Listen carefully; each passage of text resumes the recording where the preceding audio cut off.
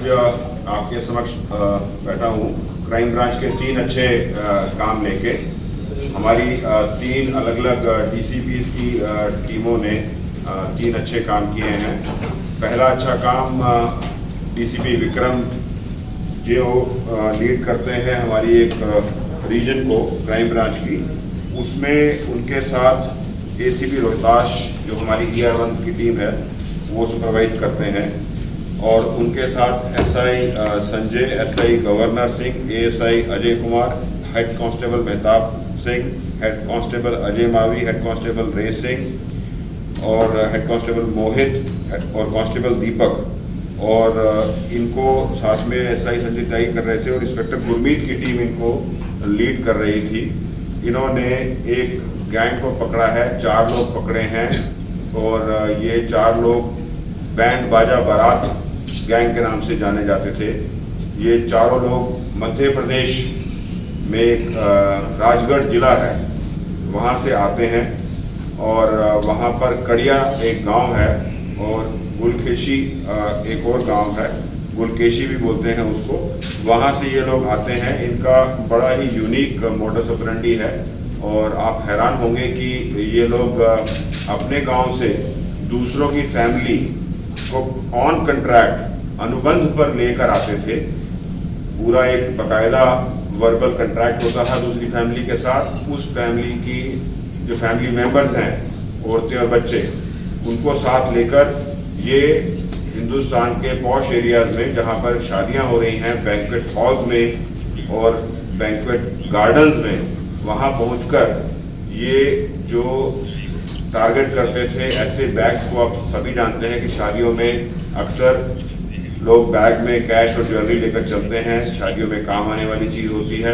तो जैसे ही इनको कोई अनअटेंडेड या किसी के कोई ऐसा बैग दिखा और जरा सी किसी की नज़र चूकी, तो ये लोग अपने साथ लाए हुए लेडीज़ को, इवन बच्चों को यूज़ करके बैग को वहाँ से चुपचाप गायब कर लेते थे, और कैस्केडिंग इफेक्ट के साथ, एक चेन इफेक्ट के साथ, जिसे बोलते हैं कि बैग जैसे ही उठाया दूसरे आदमी को दिया, दूसरे ने तीसरे को दिया, तीसरे ने चौथे को दिया, चौथा पहुंचा रेलवे स्टेशन, वहां से सीधा बैग ले गए, अपने गांव पहुंच गया कैश के साथ और ज्वेलरी के साथ। तो अगर कोई पकड़ा भी गया तो कैश और ज्वेलरी तब तक उनके गांव पहुंच चुकी होती थी।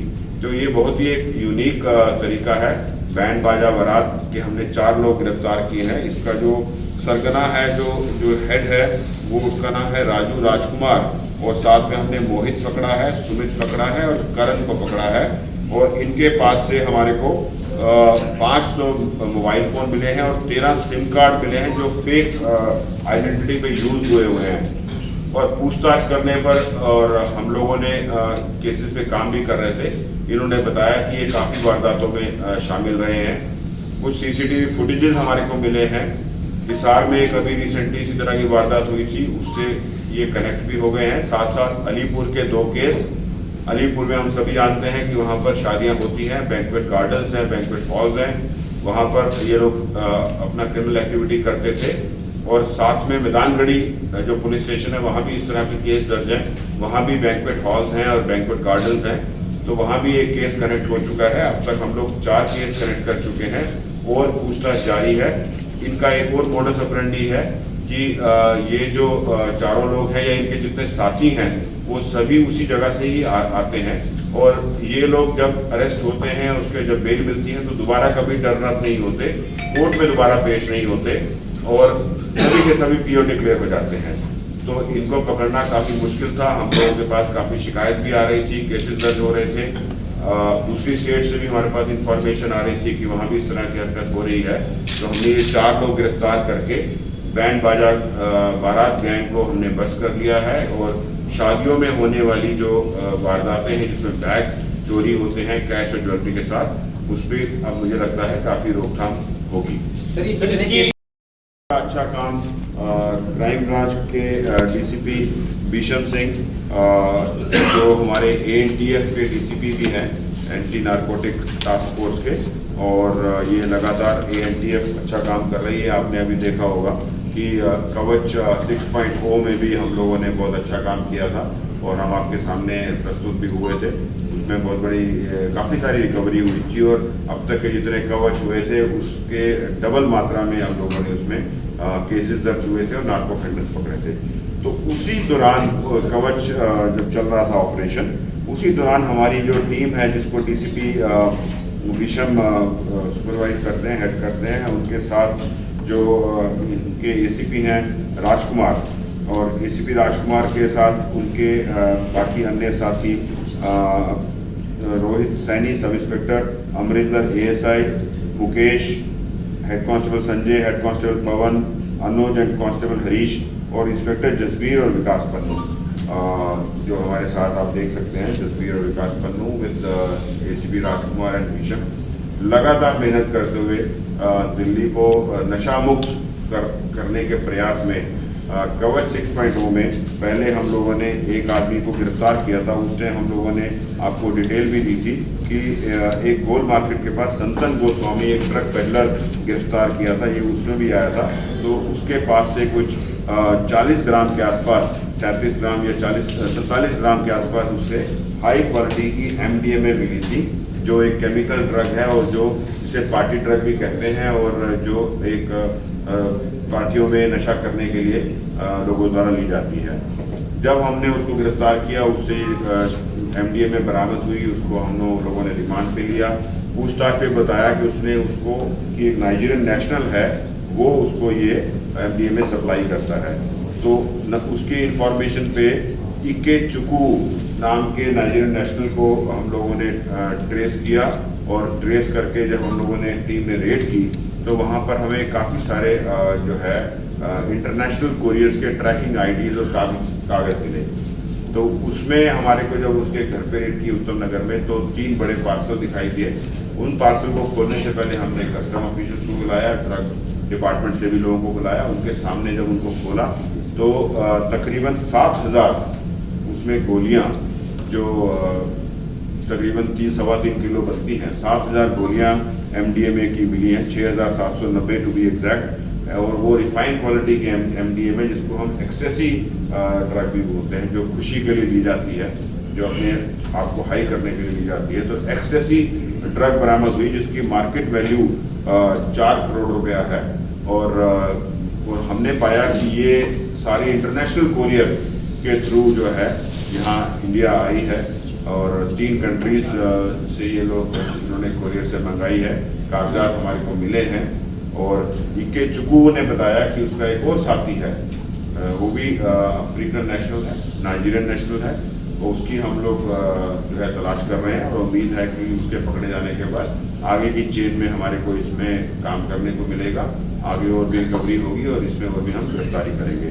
तो इस तरह से इस नशा मुक्त भारत अभियान जो हमारे देश में हमारे प्राइम मिनिस्टर साहब द्वारा और हमारे होम मिनिस्टर साहब द्वारा जो चल रहा है, इसमें एक बड़ी कामयाबी हमारे को मिली है। एक ये इंटरनेशनल ड्रग ट्रैफिकिंग जो फॉरेन पोस्ट ऑफिस के थ्रू हो रही है, कोरियर के थ्रू आ रही है, वो हम लोगों ने यहाँ पकड़ ली है और बड़ी मात्रा में MDMA एक्सटेसी जिसको कहते हैं वो हम लोगों ने सीज किया है और 2 इसमें मुलजिम गिरफ्तार कर लिए हैं। एक नाइजीरियन नेशनल है, इके चुकू, और दूसरा संतन गोस्वामी। सर एक सवाल, ड्रग ट्रैफिकिंग तो आपने बस्ट किया है, अभी आपने हाल ही में जब ऑपरेशन चलाया था तब आपने 64 हॉटस्पॉट बताए थे दिल्ली में जहाँ पर ड्रग्स बिकता है।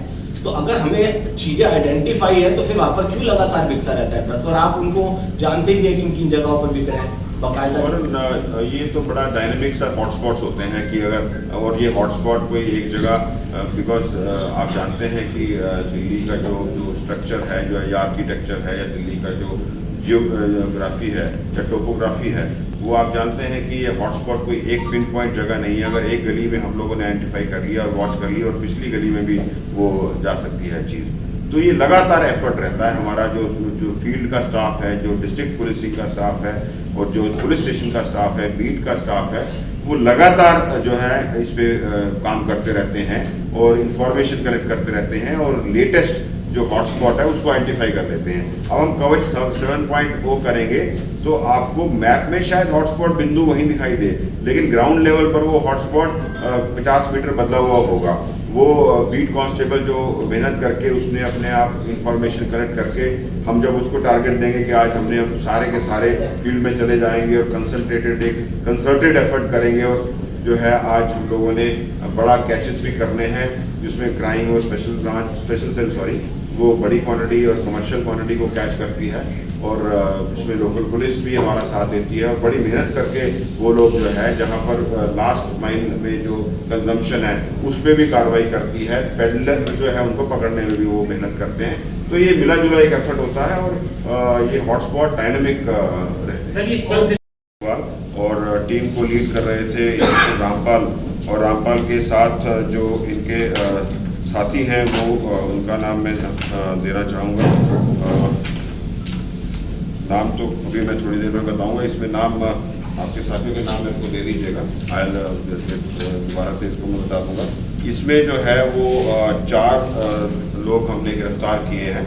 ये 4 क्रिमिनल्स जो हैं जिनको मैसेज मिला था, एक जितेंद्र गोगी गैंग का सरगना है कपिल कल्लू जो अभी जेल में बंद है, उसके साथी योगेश टुंडा और दीपक बॉक्सर, ये तीनों जेल में बंद हैं। इनको मैसेज मिला था कि वेपन लेके आने हैं बिहार से, सहरसा से, और वेपन लाकर यहाँ क्रिमिनल एक्टिविटीज़ करनी है। तो हम लोगों ने इंफॉर्मेशन डेवलप की, इंस्पेक्टर रामपाल की टीम ने इंफॉर्मेशन पे इनको पहले 2 लोग हम लोगों ने गिरफ्तार किए, और पहले हमने दीपक शर्मा को गिरफ्तार किया और आकाश को, वीर सिंह और आकाश को गिरफ्तार किया। उनके पास से हमें कुछ वेपन बरामद हुए। वेपन को जब हमने चेक किया तो वो सोफिस्टिकेटेड पिस्टल्स थी, काफ़ी मॉडर्न और काफ़ी फाइन क्वालिटी की पिस्टल्स थी, और कुछ मैगजीन्स और कार्ट्रिजेस भी मिले। उसके बाद हमने फिर जब पूछताछ की तो उन्होंने आगे बताया, तो हमने 2 लोगों को और गिरफ्तार किया। उसमें एक सागर राणा है और एक दूसरा दीपक पंची है। तो 4 लोग हम लोगों ने गिरफ्तार किए, और इनके पास से टोटल 13 सोफिस्टिकेटेड पिस्टल्स बरामद हुई हैं, एक रिवॉल्वर बरामद हुआ है, 34 लाइव कार्ट्रिजेस बरामद हुए हैं, और 2 जो है मैगजीन्स बरामद हुई हैं। पूछताछ में इन्होंने बताया, खासकर सागर राणा ने और जो दीपक पंची है, कि इन लोगों को मैसेज मिला था दीपक बॉक्सर, योगेश टुंडा और कपिल कल्लू का, कि ऐसे ऐसे एक खेप आ रही है, खेप में आपको मदद करनी है, खेप आप आएगी, उसको लेकर अपने पास रखना है और आगे डायरेक्शन मिलने पर आगे की कार्रवाई करनी है। तो इन 4 को गिरफ्तार करके हम लोगों ने पूछताछ की, तो इन्होंने एक बड़ी इंटरेस्टिंग बात बताई कि जो एम्यूनिशन है 34 लाइव कार्ट्रिजेस मिले हैं। एक कोई नेशनल शूटर है हिम्मत देशवाल जो जेल में बंद है अभी, वो इन लोगों को कार्ट्रिजेस सप्लाई किया करता था। उसको आज हम उसको भी अरेस्ट कर लिया है, प्रोडक्शन पे उसको लेके आए हैं, उससे पूछताछ करेंगे और ये पूछने की कोशिश करेंगे कि जो कार्ट्रिजेस उसको अपने स्पोर्ट्स के लिए मिल रहे थे वो क्यों इन क्रिमिनल्स को दे रहा था, उसमें हम पूछताछ करेंगे। तो इस तरीके से ये एक बहुत बड़ा जो है हम लोगों ने गैंग बस्ट किया है, जो सेकंड लेयर जो या स्लीपर सेल जो इन बड़े गैंगस्टर्स का है, जितेंद्र गोगी गैंग के खासकर जो सेकंड लेयर पे जो लोग काम कर रहे हैं, और हम लोग कोशिश भी कर रहे हैं, आप सभी जानते हैं। तो 14 सोफिस्टिकेटेड वेपन्स के साथ, 2 मैगजीन के साथ और 34 लाइव कार्ट्रिजेस के साथ 4 लोगों को अरेस्ट करके एक बहुत बड़ा प्रिवेंशन हुआ है। दिल्ली में ये वेपन यूज़ होते, क्रिमिनल एक्टिविटीज़ में यूज़ होते, गलत काम में यूज़ होते, और एक अननेसेसरीली क्राइम होता। और खास एक नई चीज़ जो सामने उभर के है कि जो शूटर्स का एम्यूनेशन ये लोग ले रहे हैं, उस पर भी हम लोग आगे काम। सर, ये नेशनल शूटर कौन सी जेल में बंद था और किस आरोप में? सर, दूसरा सवाल ये जो इनको मिलते थे हथियार, मतलब उसकी क्या कीमत होती थी, कितने में हथियार खरीदते थे ये और कितने में बेचते भी? बेचने का इनका नहीं था अभी, तो बेसिकली ये हमें पता चला है कि इन्होंने यूज़ करना था, खुद ही यूज़ करना था। एग्जीक्यूट, जैसे मेरे डीसीपी साथी संजय सैन ने बताया कि इन्होंने एक वारदात को अंजाम देना था, डायरेक्शंस पर अंदर से मैसेज आना था इनके पास, और कहीं एक हम डिटेल ज़्यादा नहीं बता सकते, तो एक बड़ा प्रिवेंशन हम लोगों ने कर लिया है। एक जगह पर गोली चलानी थी इन्होंने, और ये कोई ट्रेडिंग का काम नहीं करते, ये खुद ही इन्होंने यूज़ करना था। सागर राणा ये महंगे वाले वो हैं पिस्टल्स हैं, 70,000 80,000 लाख वाले ये पिस्टल्स हैं। वो सब वो पुराने जो कट्टे हम लोग सस्ते वाले वो नहीं हैं, ये महंगे वाले वेपन्स हैं। ये इन लोग वहाँ से बिहार से जब लेके आए थे और एक दो इन्होंने यहाँ भी रखे हुए थे लोकल। तो इस तरह से एक बड़ी प्रिवेंशन हुई है इस दिल्ली में। ये वेपन्स 14 वेपन्स पकड़े जाने और इस तरह के एक्टिव जो ये क्रिमिनल्स हैं जिनको मैसेजेस मिल रहे थे गैंगस्टर से, इस पे हमें रोकथाम करने में फायदा मिलेगा। सर, 2 सवाल